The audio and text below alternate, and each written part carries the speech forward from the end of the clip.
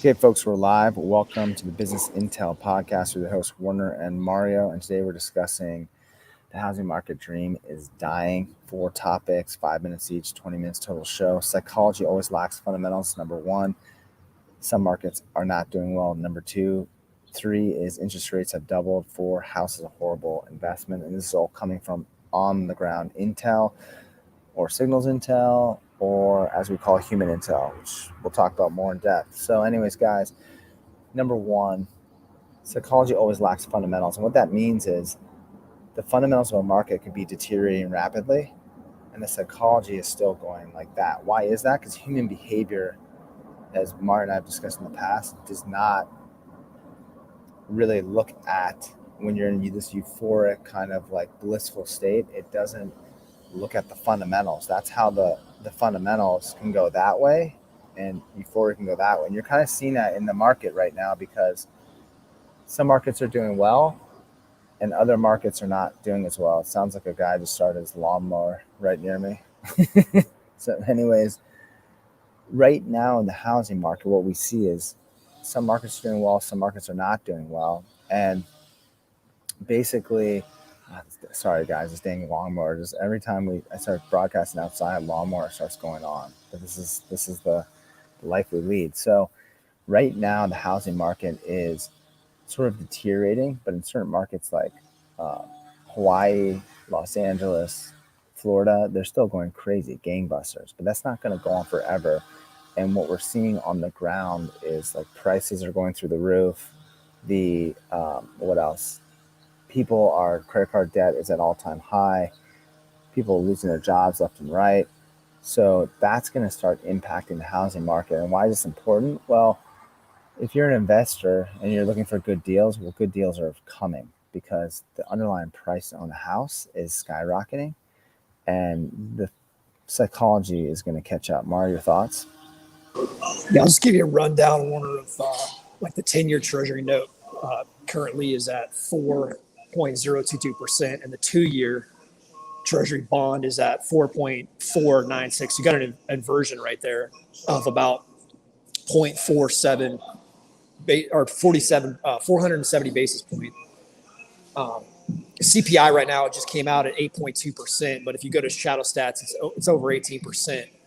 Based on the 1980 CPI data, or how they would measure CPI in 1980. So you're looking at something north of what the government's currently saying. You know, the current CPI it came out at 8.2, I think on Wednesday. The Fed funds right now is between 3 and 3.25%, and that's taking single family house debt up to about 7%. So I've seen houses where I'm looking up in Santa Barbara that have been on the market for less than 30 days that have $500,000 price cuts. Obviously, these are pretty expensive properties, but they haven't even been on the market 100 days, and the owner is cutting the property hundreds and hundreds of thousands of dollars. What I will notice, or what I want to say about houses, is people often buy houses based on emotion and not on the fundamentals. They spend time looking at the neighborhood, the fences, the backyard, the schools, how the cabinets look. The property creates an emotional attachment, and not on the basic fundamentals of how much will this property cash flow if I had to rent it out. If I had to use this as a bond, what would it yield? A house right now, a single family house in California, in coastal California, has a negative carrying cost, meaning even if you rented it out, it would cost you money every month just to try to break even. You wouldn't be making any money off of the cash flows from renting the property. So still a horrible investment, even with the current interest rates and price reductions. Yeah, and you brought up some good points, concerning you're starting to see the psychology starting to crack.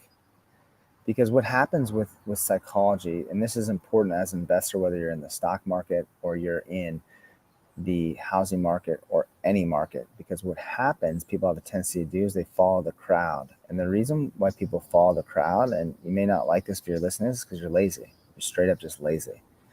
You're following the crowd because you haven't sat down and done the boring due diligence of analyzing the market, and you don't have patience. You're like, I'm going to miss out. We all get caught in it. I'm going to miss out on this market. But if you look at famed investors like Jim Rogers, Warren Buffett, they wait patiently, because it, your patience and confidence grows when you do the preparation. A lot of people talk about this, like the most successful athletes in the world, the most successful investors. It's not because they're any smarter, it's because they've done more preparation than anyone else. So that's why it's essential when you're looking at markets. And to give you sort of a side market in terms of like psychology, there's this company called Earthroamer. It's this like expeditionary vehicle that I love, that I want to get. And what I've noticed was, back before these rates started taking off, I mean, these things would come onto the site. I'm talking about a used one they call pre-roamed. They would come onto the site and then they would just on and off. Now, when you go to the site, and I look at, see, you can look at little sites, little companies, and look at their sales inventory just by watching what's on their websites and what's moving, what's not moving. Now there's 5 Earthroamers sitting on the site and none of them are moving. And I know they're not going to move because I know most like wealthy people, they're probably tightening their belt. They're like, I don't need to do any more purchases right now. And the people that bought them that were maybe over leveraged, they're like, shit, I need to get, excuse me, no swearing, but I want to get rid of this Earthroamer. So that may seem like a really small sort of point, but it points to a bigger point, which is if you're watching and listening, you can see when the psychology and the fundamentals start diverging. And right now, since the interest rate's gone up, they're starting to diverge. But people who are not like aware of the fundamentals, they're not actually seeing that. And what's going to happen is people are going to buy at the top. People who didn't buy at the right time are going to get smoked, because eventually the psychology is going to catch up with the fundamentals, and it's going to do it quickly. When everyone starts running for the door, the psychology will literally switch in a second. So let's go to number 2. Some markets are doing well and some markets are not doing well. And Mario, talk about that a little bit, because there's like, like the Jackson Holes, maybe some areas in Montecito will continue to do well and some will not continue to do well. And why is that? I think there's little islands in California that are doing well. I was up at Big Bear hunting last weekend. A drastic difference between the clientele and the houses and the construction up in Mammoth, California, and Big Bear, both ski resorts. One's more of a lake community with a ski resort, and then you got Mammoth, which is more of a traditional mountain town. Big Bear is kind of decaying. It doesn't look very well. It's closer to Los Angeles. You'd think it would have a lot of money that would trickle up there. I know Ojai, just outside of Ventura, is doing really well as like a sub market. I thought Big Bear would have been much nicer. It's really decaying. There's just the clientele has neck tattoos. You go up to Big Bear and it's just a higher, wealthier class of clientele in the restaurants, coffee shops, and people that are building and investing in that community. So everything's a local market, and I see Big Bear cracking, and I see Mammoth doing well based on the last 30 days. I started hunting up in Mammoth on October 8th, and I've been September 8th, and now we're in mid October, and there's been huge price cuts. Where I've been looking at real estate, where people haven't even had the properties on the market for 30 days, and they've already cut $500,000. So it's starting. The cracks are starting to widen. Yeah, and you may be like a social justice warrior and may get triggered by the fact that Mario said there's neck tattoos and then there's like the wealthy mammoth. But you know what? Money really, really doesn't, and Intel really doesn't give a darn about what you think. And the reason why we're saying that is ex-military, like, get over yourself and what you think of like neck tattoos or the wealthy, because money's going to go where money's like water. It's going to flow where it wants to flow. And the whole point of this podcast, the Business Intel podcast, is support you with making smart decisions.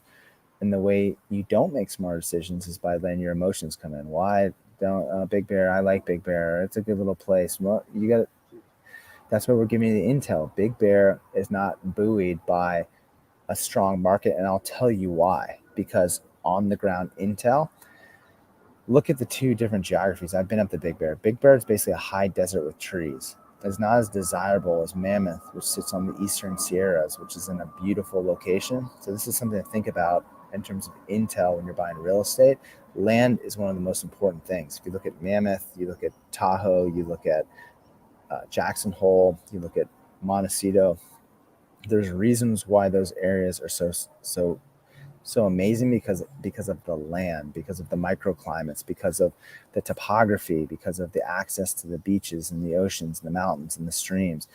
There's certain types of land that create certain types of environments. And going back to topic number one, the psychology, if you're not paying attention to this stuff and you get caught up, let's say what happened in Big Bear, what I saw is a lot of people are doing Airbnbs there, right?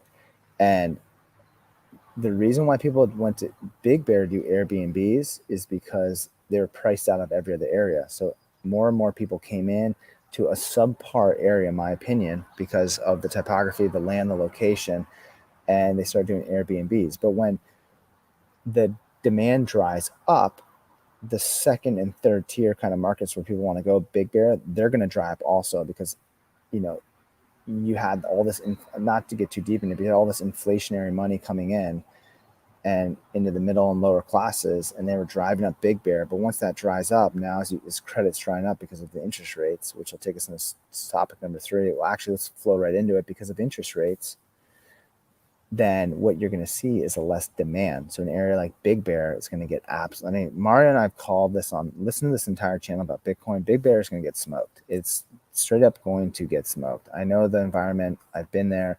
I've seen the economy. Big Bear will get smoked, and there will be buying opportunities there because it's not a well insulated, buoyed market. It's probably built up by a lot of like Airbnb money, a lot of people just wanting to get out of the city, but it's not like a Mammoth or a Tahoe, which will be, not to say they won't drop, because I think in Montecito and these other areas, like you said, there's those price cuts. It's because people have gotten really prideful. Like, oh, I'm a wealthy guy. I'm gonna just see how much I can get for this price, the price of this house. But the values, I think, in Big Bear per the asset will drop way farther than they will in a place like Montecito. Like maybe it's a few million off, but you're talking about $30 million home, right? So that's what you want to watch out for, guys. That's what we want to kind of be always on the ground, looking at your intel, kind of looking at on the ground intel, which is observation, signals intel, which is your like reading the internet, which is electronic, and then human intel where you're talking to people. So let's roll into that third one. Interest rates are doubled. What's that going to do? What are you seeing on the ground in terms of like intel? What are you seeing on the ground with doubling of interest rates? Yeah, so Warner, interest rates have, there's been, since 1988, there's been 6 interest rates hike, including the current interest rate hike. The Fed has raised interest rates 2.3% in the last 6 months, which is the fastest they've raised rates. So in 6 months, they've actually taken rates and doubled them, which has been the fastest since 1988. If you look at those 5 previous rate hike cycles, it's taken 18 to 24 months to 36 months to get to where we are, to double interest rates, where the Fed has done that in 6 months. So it's actually, the market hasn't even caught up yet to the pressures the Fed has created. So basically, they've created in this, it's a closed system. We live in a closed system. The financial markets are all connected. It's created this pressure that actually we haven't seen all the cracks start to widen yet, based on where we are. So we're still turning. If you look at housing rates, we're still actually getting data from July, August, September, yet we're in October. And we don't currently have the exact picture of what's going to happen with the Fed hikes this summer and this fall, as far as prices are concerned. It takes a little bit, as you know, real estate takes a lot longer for people to come to a price consensus than it does in equities. It's kind of delayed in comparison to equities. So what I've seen is properties are starting to tank in certain markets in Southern California. Over to you.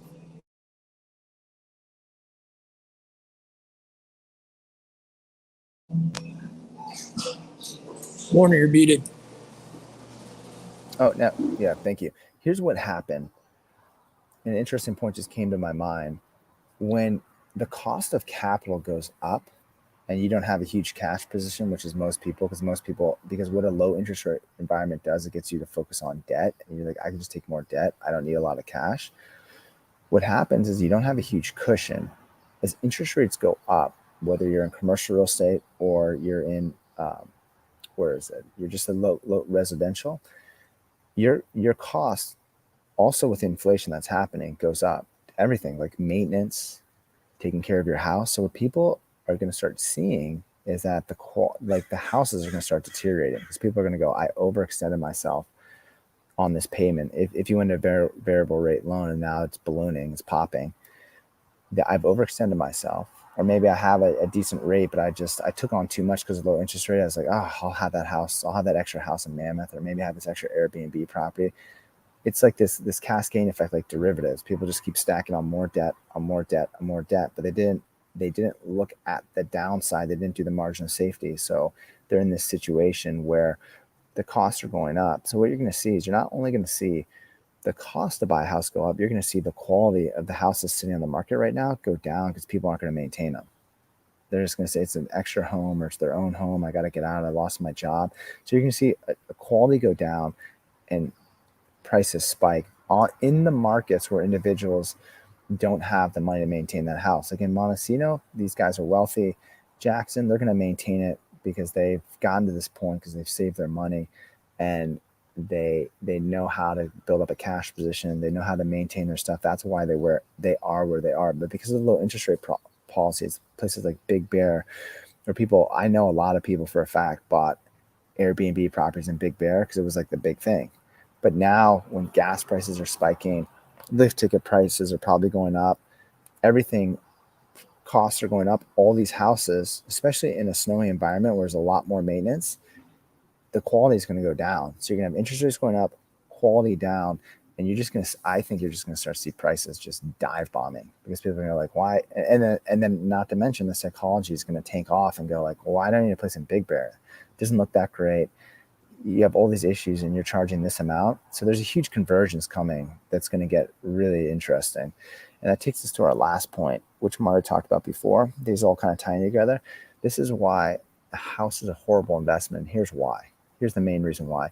You're at the whims of interest rates. You basically buy a house, you're at the whims of the Fed because you're not making cash flow unless you're being smart about it and you have like a duplex or you have an ADU, which is accessory dwelling unit, or what do you call it, mother-in-law suite, and you're renting that out.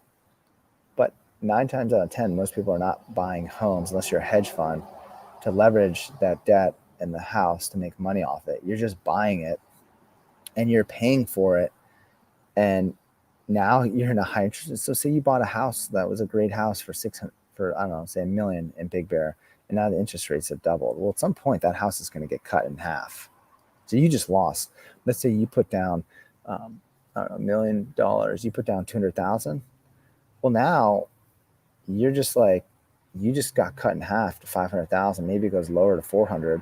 And now there's like someone's gonna. I mean, your equity just gets smoked because you now owe 500 on it. Your equity is eaten, and now you owe an extra 3. So you're probably just gonna walk from it. This is not a recourse loan, but you just lost $200,000. So people don't think about that lump sum that they put in. Like, dude, 200K, you could have invested that 200K in a bond right now for Oracle or Microsoft, paying 5%, which the company is going to guarantee pay you out because the bondholders get paid first. Or you could have gone some stocks or treasuries, whatever it is, but you just lost it. And the people aren't thinking through this stuff. But right now, on the ground, Intel is showing us what's actually happening when you have a low interest rate environment. The government prints too much money, inflation goes through the roof. You're seeing it's destroying. The destruction of capital right now is in the trillions across the world, from Bitcoin to houses to stocks. I mean, it's like one of the most incredible wealth destructive effects we've seen in like 100 years. Mario, your thoughts? Yeah, if you're buying a house in the Hollywood Hills next to George Clooney, you can make money. If you're buying a house up in Big Bear, it's in that 500,000 to maybe 1.5, $1.8 million range.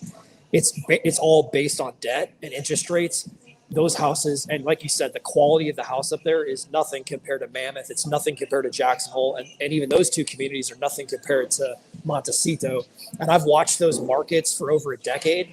And Jackson Hole, when the economy went down in 2008, 2009, when there was financial crisis, the prices of houses in Jackson Hole, they didn't go up, but they basically just leveled off. They didn't decline. a house up in Mammoth that's kind of a B construction, C plus B minus construction quality. That's basically all debt. That whole market is based on people's ability to get debt on a property. Those houses are going to be just like Vegas, just like Bakersfield, just like Tampa, Florida, or Orlando. Those markets just got crushed. Those aren't beachfront property in Miami or Montecito or the Hollywood Hills. Be very careful. If you're going to buy a single family house, it's a horrible investment, but be very careful and very strategic where you buy that house and really reach for the best neighborhood and the best quality view and the closest you can to a ski resort or like an ocean or an island. And you might be all right. Those are my thoughts, Warren. Yeah, so those are great points, Mario. To finish it out, the whole point of this podcast, and we'll keep reiterating this through other podcasts, is that intelligence is about observation. And I learned this in the military, but I also learned it in my design training. There's different ways you can observe areas, right? You can observe it ground intel, which is observation. You can observe it from different viewpoints. You can observe it like let's take a market like Big Bear. You can observe it head on driving through. You can observe it walking through. You can observe it biking through. You can observe it in a helicopter looking down. You can observe it from Google Maps. You can observe it from like literally sitting down in the prone position, right? Now, people don't think about this stuff, but you get different observations at different levels. And that's sort of intel. And you learn that if you were a ground intel guy or a sniper in the military, you learn there's different observations. People don't think about it. I'm observing you from a tree. I'm observing you from the ground. I'm observing you through this peephole.